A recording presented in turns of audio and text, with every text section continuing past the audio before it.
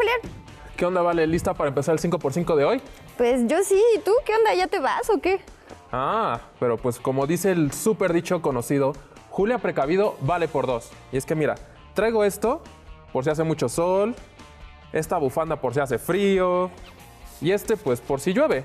Ya sabes, uno nunca sabe cómo va a estar el clima, entonces pues con todo esto estoy preparado para todas las opciones. ¿Y no te podías haber ahorrado cargar todo eso y solamente preguntar el clima? Así mira. Hola, Eureka. Hola, Valeria y Julián. Eureka, ¿cómo va a estar el clima hoy? En realidad se dice estado del tiempo y no clima. Uy, perdón. Bueno, para hoy se pronostican cielos despejados y temperaturas cálidas, perfectas para salir a pasear. ¿Ya ves? Podías habértelo ahorrado. Yo creo que sí. Y al parecer, yo no me voy a mojar como tú. Eureka, ¿qué onda? Me hiciste quedar mal. Lo siento, Valeria, es complicado predecir el estado del tiempo, y en las últimas 2 décadas aún más. Y cada año será peor. ¿Por qué es más difícil ahora que antes? Por el cambio climático. Y de acuerdo a mis datos, con esto iniciamos nuestro programa de hoy. 5x5, cambio climático.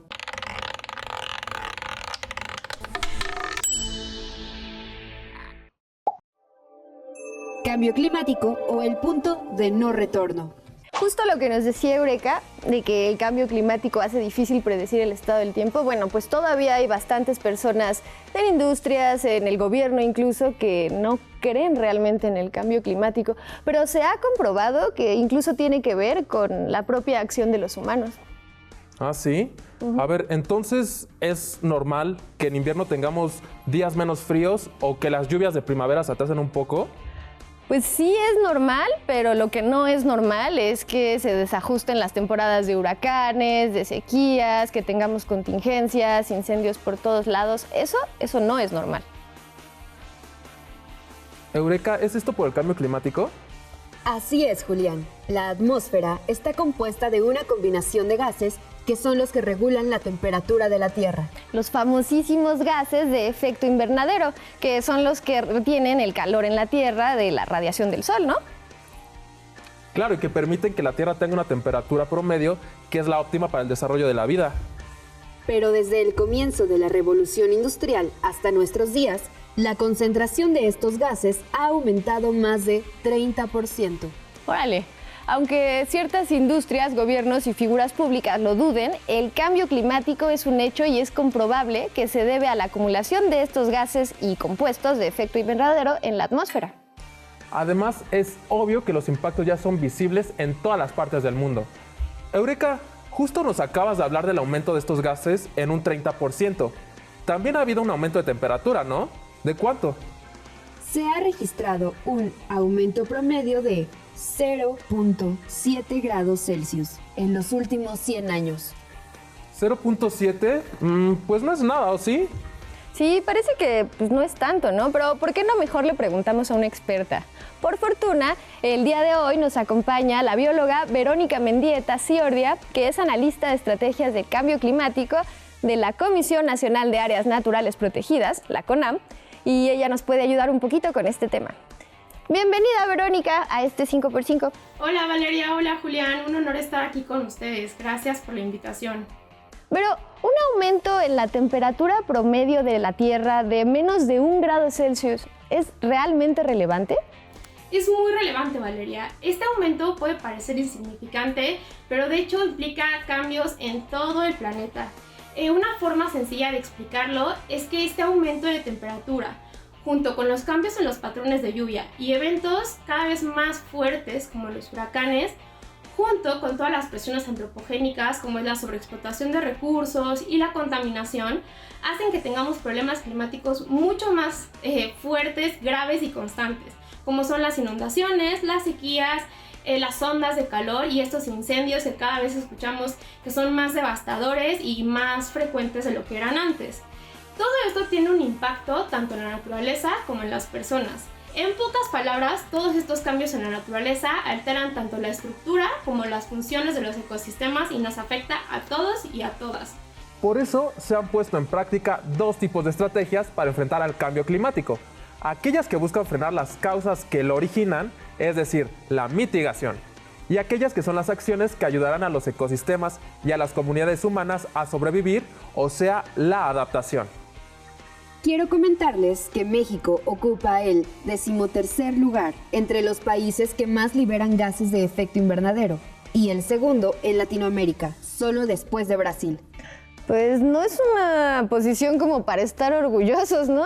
Y ahora que recuerdo, leí que a través de un acuerdo internacional, México se ha comprometido que para el 2030 va a reducir en un 22% las emisiones de estos gases.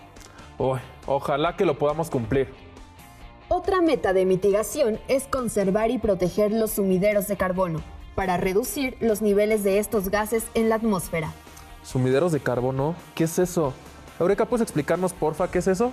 Por supuesto que sí, Julián. Los sumideros son depósitos naturales de carbono. Plantas, algas, diversas bacterias, algunos animales como almejas y caracoles, y claro, el suelo fértil y el océano. ¡Wow! No sabía que el suelo fértil y los océanos son tan importantes reservorios de carbono. Pero a ver, hay algo que yo no entiendo, Eureka. A estas alturas, ¿realmente podemos detener el cambio climático? Desafortunadamente, no.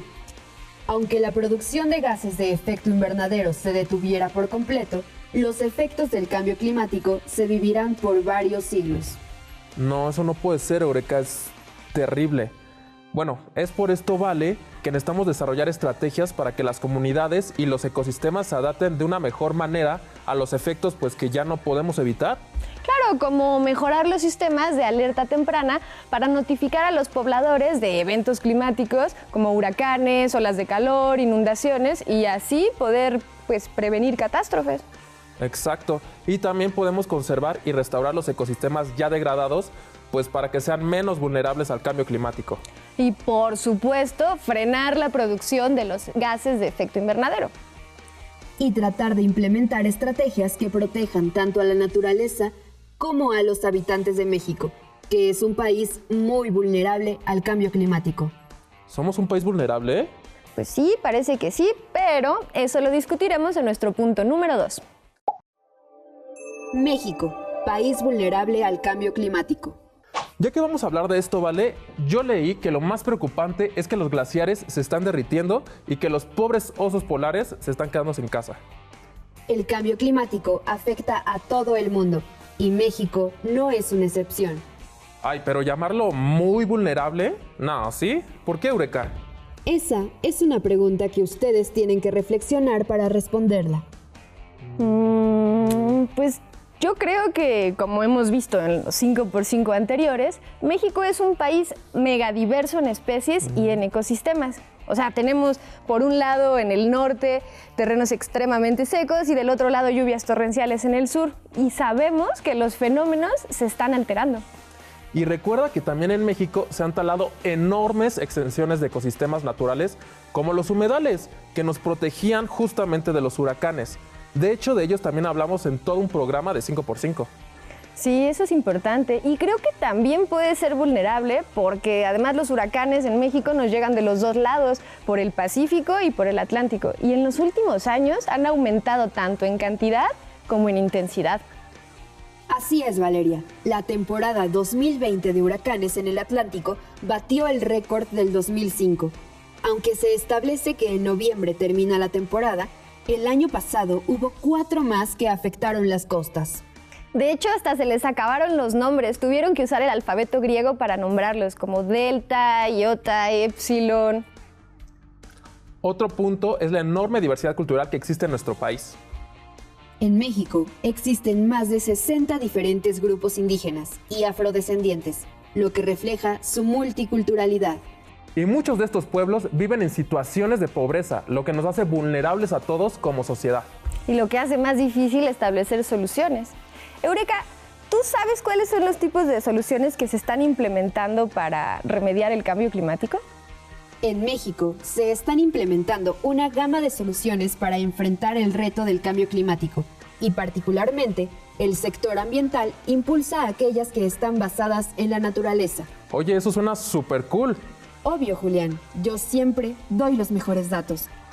Eureka siempre tan humilde. Sí. Pero bueno, indagaremos más de este tipo de soluciones en el siguiente punto.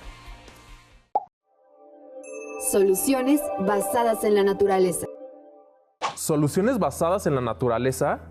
Creo que podemos comenzar preguntándole a nuestra experta qué son, ¿no creen? Bióloga Verónica, ¿a qué se refiere esto de soluciones basadas en la naturaleza? Con gusto, Julián. De hecho, es un término relativamente nuevo, se está poniendo de moda y es porque las soluciones basadas en la naturaleza hacen referencia a todas aquellas acciones que se apoyan estratégicamente en los ecosistemas para poder enfrentar desafíos de la sociedad actual. Tres características importantes de estas soluciones son: una, que determinan por los contextos naturales y culturales específicos del sitio donde van a ser implementados.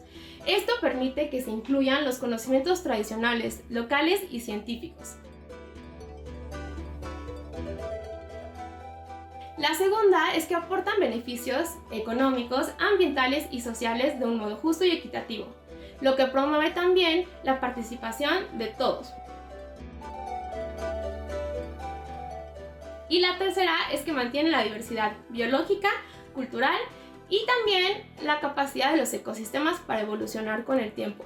¿Se preguntarán cómo se hace?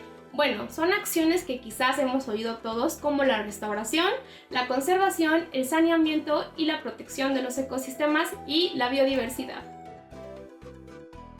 Pero, ¿nos podrías dar más ejemplos de soluciones basadas en la naturaleza? Con gusto. Un ejemplo es la restauración del mangle rojo en la Reserva de la Biosfera El Vizcaíno. Estas actividades han permitido el incremento de la superficie forestal del mangle.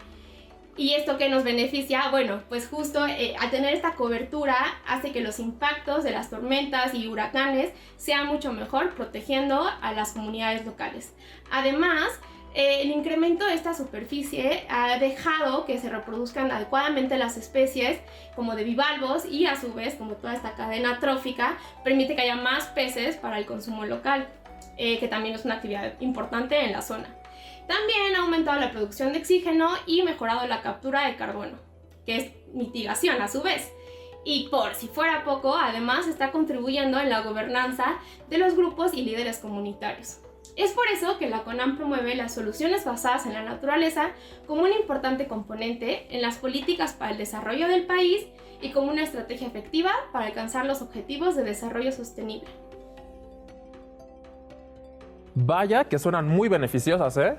Los seres humanos debemos entender que no solo somos beneficiarios de los productos y servicios ecosistémicos de la naturaleza, sino que debemos asumir la responsabilidad de su conservación para garantizar su existencia. ¿Servicios ecosistémicos? Vale, ya por favor deja de decir esos conceptos tan técnicos que ni siquiera entiendo. Eureka, ¿me puedes explicar qué son los servicios ecosistémicos? Servicios ecosistémicos son los beneficios que las personas obtienen de la naturaleza. Existen 4 tipos: de soporte, de regulación, de abastecimiento o provisión y servicios ecosistémicos culturales. Como el aire que respiramos, el agua limpia, los alimentos, los productos que obtenemos o la paz que da caminar en un bosque. Bueno, yo creo que para lograr mantenerlos son indispensables las áreas naturales protegidas, ¿no?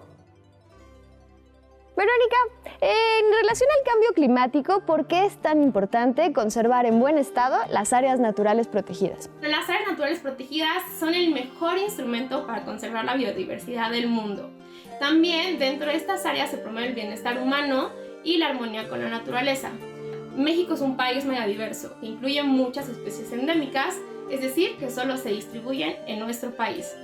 Además de esta riqueza natural, también contamos con mucha riqueza cultural que también está dentro de las áreas protegidas. A su vez, protegen patrimonio natural y cultural.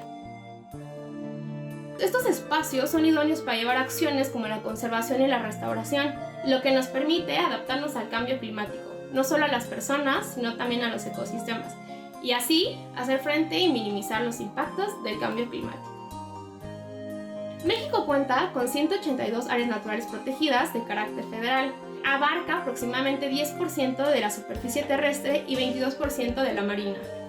Esto, o sea, imagínate todo el poder y el territorio que cubrimos. Además, tenemos la capacidad de hacer actividades en campo con los y las guardaparques, que llevan a cabo estas actividades, las monitorean y dan seguimiento. Todos estos personajes y héroes de la conservación están trabajando de la mano con comunidades, la academia, organizaciones de la sociedad civil y jóvenes preocupados por el ambiente. A esto, súmale todo el poder de los aliados y socios como el sector privado, hacen que en campo se estén realizando acciones que pueden mejorar el mundo. Además, integramos enfoques de ecosistemas, comunidades, reducción de riesgo de desastres, priorizando género, interculturalidad, para entonces tener una visión de conectividad, ¿no? No solo estamos hablando de que se protege un área, estamos hablando de que se protege México, se protege Latinoamérica y se protege el mundo. Finalmente, la conservación de las áreas protegidas es crucial, ¿no? Nos permite mantener un bienestar, tanto de las personas como de la naturaleza. Y pues la frase con la que quisiera terminar es justo que un área protegida en buen estado permite tener un ecosistema en buen estado y a su vez mantiene una sociedad sana. Como hemos visto, es necesaria la participación de todos, pero en especial de las personas que habitan en estas áreas. Otra cosa que es necesaria es irnos a un corte. Mientras tanto, pueden dejarnos en los comentarios de las redes sociales qué ANPs conocen y qué opinan de ellas. Y en un momento regresamos a 5x5. Estamos de vuelta en este 5x5 Cambio Climático. Y para continuar hablando de este tema tan importante, pasemos a nuestro siguiente punto. Participación comunitaria para la adaptación al cambio climático. Es importante entender los ciclos de la naturaleza para así poder aplicar las medidas de adaptación y mitigación al cambio climático. Y que aun cuando las acciones son locales, pues tienen un impacto importante en todo el planeta. Sí, seguro que no ha de ser nada sencillo, pero la CONAM ha desarrollado estrategias para coordinar e incentivar la participación de las comunidades en los planes de conservación. Eureka, ¿nos puedes poner en pantalla algunas de estas acciones, porfa? Iniciando presentación.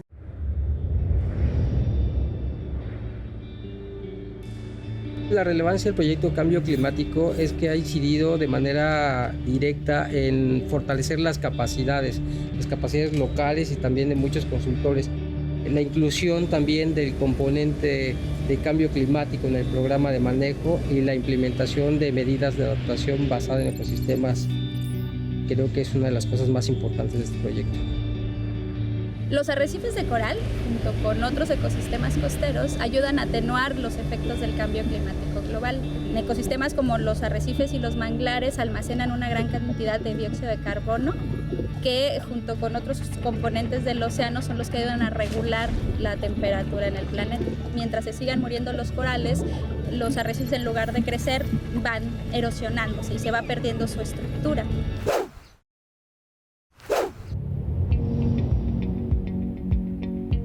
Este es un vivero especializado de duna costera. Este es un proyecto que pretende reproducir plantas y que son representativas de la zona costera de Puerto Morelos. Estamos reproduciendo actualmente 24 especies representativas de la duna de Quintana Roo. Y en particular este espacio nos permite realizar todos los ensayos que se requieren para poder producir este tipo de plantas. Las dunas costeras tienen relevancia. Su desaparición ha ocasionado problemas de protección. El beneficio que obtienen las comunidades y prestadores de servicios es incrementar la protección de la costa, de las poblaciones humanas y disminuir la vulnerabilidad de los sitios. Han beneficiado a algunas personas, algunos compañeros en lo que es el trabajo, en lo que fue reforestación. La verdad, estos cambios de clima han afectado en lo que es las actividades que realizamos como agricultor, ¿verdad? Lo que es la siembra. O sea, ya no hay ahora sí el tiempo está muy desequilibrado, pues. Dentro del ejido somos 28 ejidatarios, de los cuales 14 somos mujeres y 14 hombres. Este proyecto de reforestación de 20 hectáreas, en el cual ya las mujeres nos adentramos, tanto como en la recolecta de semilla, en la participación de los talleres. El rol de las mujeres va siendo diferente. Las mujeres empezaron a tener un poco más de peso en las reuniones, en las actividades de trabajo, en todo lo que es referente al ejido. hemos estado trabajando en equipo de la mano con la CONAM, pues ahí fuimos obteniendo un poquito más de conocimiento de lo que son los manglares y para qué nos van a servir a futuro. Si podemos ver el arbolito está situado en lo que es el canal del agua. Ya un árbol grande ya se bebe hasta 200 litros de agua al día. Entonces platicábamos una vez sobre eso de que no había mucha agua. Lo platicamos con los de la CONAM y ya mandaron unos técnicos que hicieron estudios y se dieron cuenta que ese arbolito era el que nos estaba perjudicando. El proyecto de resiliencia nos ha aportado muchos beneficios. En primer lugar, nosotros hemos recibido las capacitaciones para conocer más ampliamente el manejo del ganado, la sanidad de los animales, y eso ayudará también al conocimiento, a la orientación para nuestros compañeros, que ellos se inquieten también como nosotros a poder hacer el cambio en nuestra comunidad.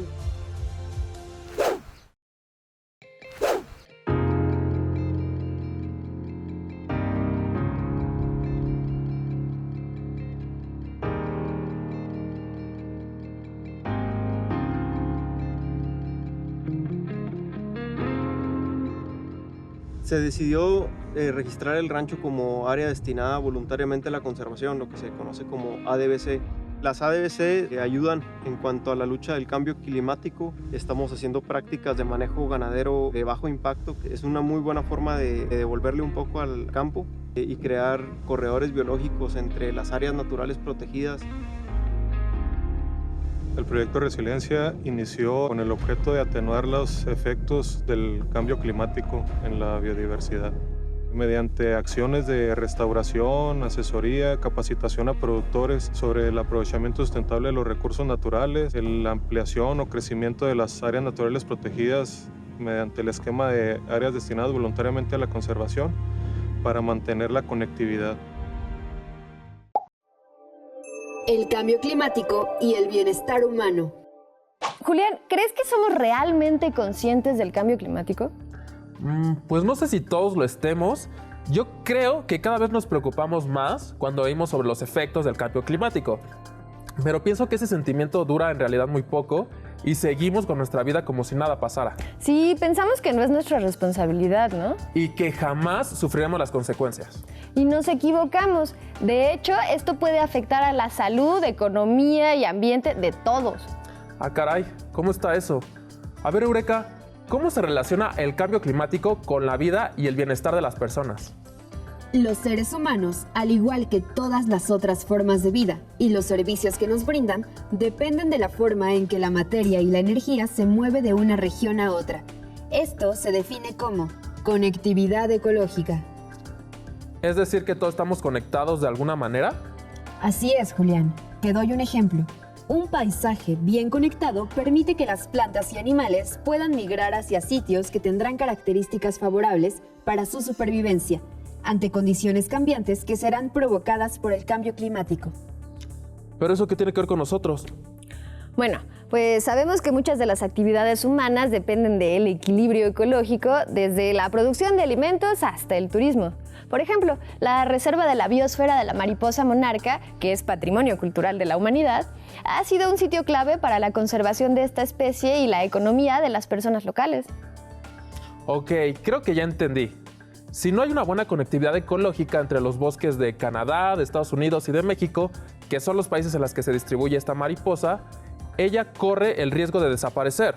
Sí, exactamente. Y si se degrada su hábitat por incendios en Estados Unidos o se contaminan con fertilizantes y pesticidas los cultivos por donde pasan, o si talamos los bosques, se afectará su ruta migratoria y las poblaciones y las mariposas podrían desaparecer, afectando pues no solo la dinámica del ecosistema entero, sino también a la sociedad, ya que perdemos desde servicios ambientales hasta el atractivo para el turismo.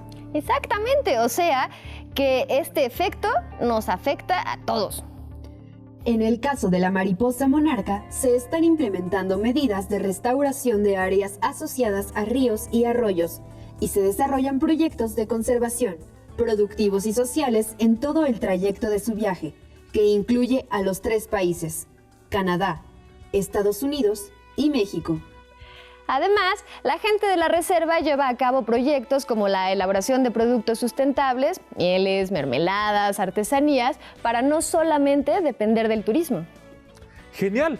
Entonces esto motiva a la gente a seguir conservando y también pues impulsa la economía, ¿no? Pero, ¿qué hay de la relación entre el cambio climático y la alimentación? Bueno, ¿has escuchado el lema conservar produciendo y producir conservando? No me suena. ¿A qué se refiere? Bueno, se refiere a que son los habitantes de las áreas naturales protegidas quienes tienen la capacidad de conservarlas. Y la CONAM promueve el aprovechamiento justo y responsable de los recursos naturales que en ellas se encuentran. Entonces, buscan disminuir la presión, por una parte, y contribuir al bienestar de las poblaciones, por otro lado. Aquí tienes un ejemplo. La reforestación en ranchos privados y la implementación de prácticas sustentables como sistemas silvopastoriles, SSP, promueve y mantiene la conectividad en el corredor biológico en la Reserva de la Biosfera Selva El Ocote, lo que mejora la captación de agua para abastecer la actividad ganadera y para las comunidades, y al mismo tiempo disminuye la vulnerabilidad de las familias productoras, contribuyendo a la seguridad alimentaria. Dicho de forma breve, estamos hablando de soluciones basadas en la naturaleza, lo que proporciona simultáneamente bienestar humano y beneficios a la biodiversidad. Lo cual influye directamente en los efectos del cambio climático. Y ahora que los dos han entendido la importancia de la conectividad ecológica, pueden comprender la influencia que tiene el cambio climático en el bienestar de las personas. Solo hay que pensar en cómo un brote de COVID-19 en un mercado de Wuhan, en China, ocasionó una de las mayores crisis sanitarias de los últimos tiempos y afectó la salud y la economía de millones de personas en todo el planeta. Y seguimos encerrados. Pues sí, Valeria, y va a ser peor si seguimos destruyendo la naturaleza. Las epidemias de origen zoonótico, es decir, aquellas transmitidas de animales a humanos, como la influenza H1N1 y el virus del Zika y el nuevo COVID-19, seguirán surgiendo. No, imagínate eso, Vale, sería terrible. O sea, piensa en otra epidemia como la que estamos viviendo ahorita o inclusive una peor. Ay, no sé si aguantaría. Bueno, si lo pensamos bien, esta emergencia sanitaria podría ser una oportunidad para que todas y todos, chicos y grandes, tomemos conciencia de los impactos que puede tener el cambio climático. Cambio climático y artes. Como hemos visto, el cambio climático es algo que nos involucra a todos, no solamente a los biólogos y a los ambientalistas. E incluso muchos artistas han intentado hacernos reflexionar sobre esto con su obra. Ahora veamos el 5x5 de cambio climático y las artes. Grandes producciones y cambio climático.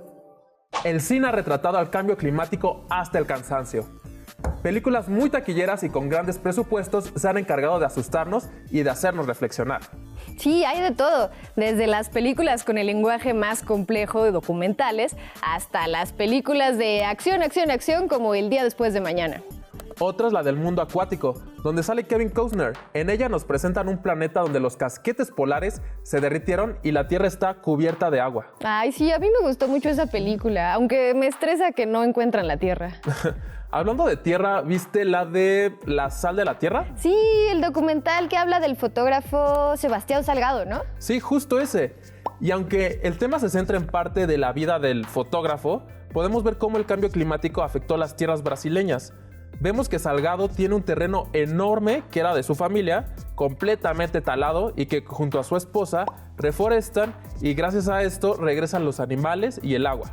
Sí, me gusta esa película porque justamente muestra un ejemplo de acciones que pues sí tienen un fruto con respecto al cambio climático. Festival de Cine. Pero si de cine estamos hablando, también en México hacemos cosas muy padres, como es el caso del Festival Internacional de Cine del Medio Ambiente de México. ¡Claro! Ese justo donde se estrenó la película sobre la vaquita marina, ¿no? La de Leonardo DiCaprio. Sí, exacto. Y en el 2019 se exhibieron 51 películas que tratan sobre el calentamiento global. Si quieren verlo, vayan a la página que aparece aquí abajo para que conozcan mejor. Cambio climático y libros. Ahora, no solo en el cine se ha hecho denuncia del cambio climático, la literatura también tiene lo suyo. Tanto que ya existe una categoría al respecto. ¿En serio? Sí, se llama Cli-Fi. De hecho, ya en otro 5x5 hemos hablado de algunos autores que se adscriben en esa categoría. Como, por ejemplo, J.G. Ballard con sus libros El mundo sumergido y La sequía. O Margaret Atwood con Oryx y Craig. Y el clásico Primavera silenciosa de Rachel Carson. Bueno, pero creo que ahora es momento de hablar de autores nacionales, ¿no crees? Como por ejemplo, Francisco Serratos, que gusta escribir sobre el cambio climático.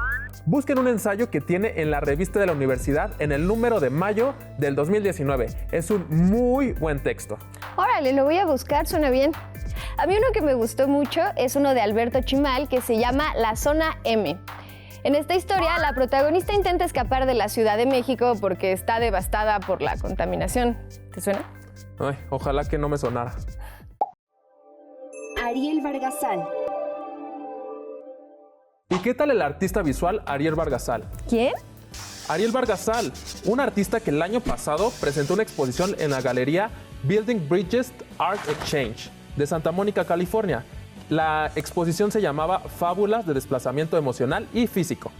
Oye, ¿y no hay algún lugar donde se pueda ver su trabajo en línea? Sí, de hecho sí lo hay. Se puede ver en la página de la galería. A mí me pareció algo muy interesante y además buscan traer esa exposición a México. Espero que lo logren. Ojalá. La música. Y los músicos no se quedan atrás. Hay algunas bandas que se preocupan por concientizar sobre el cambio climático. ¿A poco sí? ¿Cómo cuáles?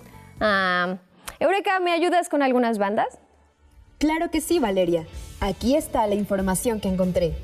Tom York, líder de Radiohead, es integrante de la organización ecologista Friends of the Earth, que lucha por concientizar a los países de la Unión Europea sobre el efecto invernadero. ¡Guau, ¡Qué buen dato! Creo que tal vez debería empezar a escuchar esa banda. Eureka, ¿hay alguien más? Por supuesto que sí, Julián. El grupo Pearl Jam ha hecho donaciones a organizaciones que trabajan con el cambio climático, sobre energías renovables y por otras causas relacionadas con el medio ambiente. Además dicen que la banda solamente usa biodiesel para sus giras. ¡Wow! Bueno, yo creo que seguro existen muchos otros grupos que también se preocupan por estos temas y que seguramente realizan actividades para concientizar. No lo dudo. Oye, Vale, el tema está muy bueno y seguro que da pues para seguir hablando muchísimo más. Pero lamentablemente, este programa se está consumiendo. Pero no podemos irnos sin conocer un poco más a nuestra invitada. Bióloga, ¿hay algún día de tu vida que recuerdes con especial cariño?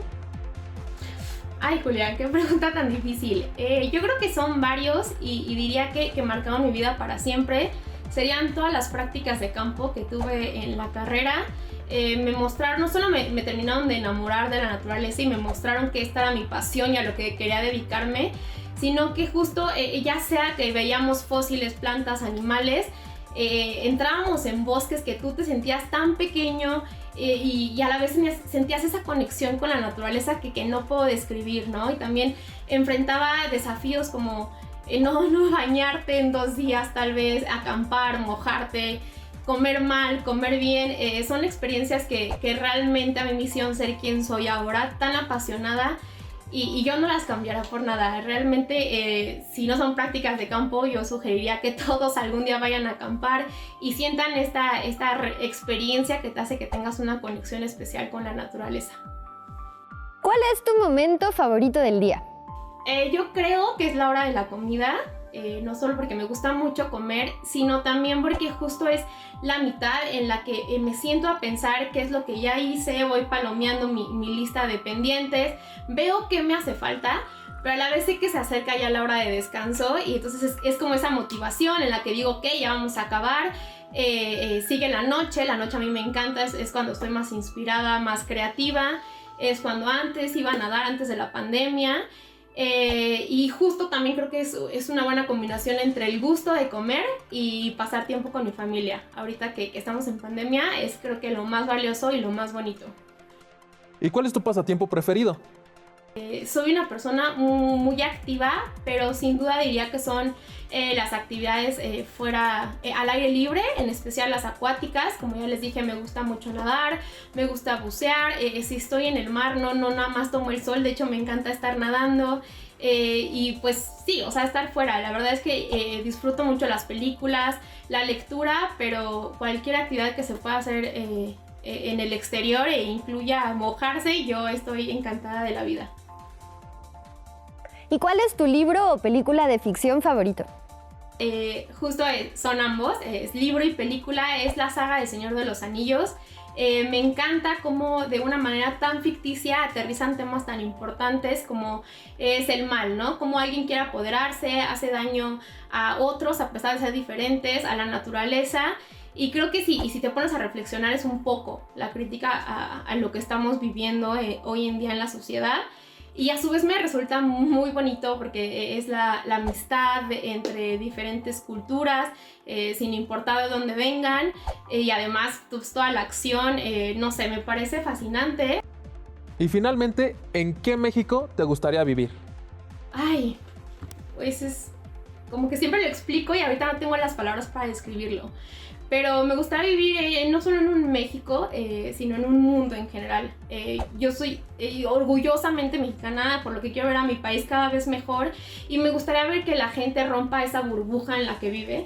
Y no pensar que el cambio climático afecta al oso polar y a mí no, porque vivo acá. Sino que justo aprendan a todos a convivir armoniosamente, concienticen sobre que cada actividad y consumo que hacemos diario tiene un impacto, hacernos responsables de nuestra vida diaria y pues bueno, ser activos, ¿no? Sumarnos a esta acción climática y no decir, pues es que si yo hago algo por acá no sé, en China, no, o sea, lo que importa es lo que hagas tú y justo me gustaría ver a todos, a políticos, jóvenes, adultos, involucrarse, participar en actividades de conservación para hacer pues, un mundo más justo, sostenible para todos, no hablar solo de generaciones futuras. Lo que yo quisiera ver es preocupación y acciones hoy, pues porque para todos y todas, realmente creo que lo bonito es no perder ese lado humano y luchar por ser felices y sanos.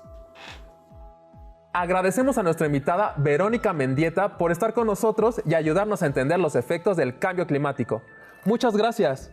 Gracias a ustedes, Julián, Valeria, un placer estar y yo encantada. Vuelvo pronto y mucha suerte en sus programas. La emisión de este programa está llegando a su fin. Ya vimos que es momento de reconocer lo íntimamente relacionado que está el bienestar humano, animal y ambiental.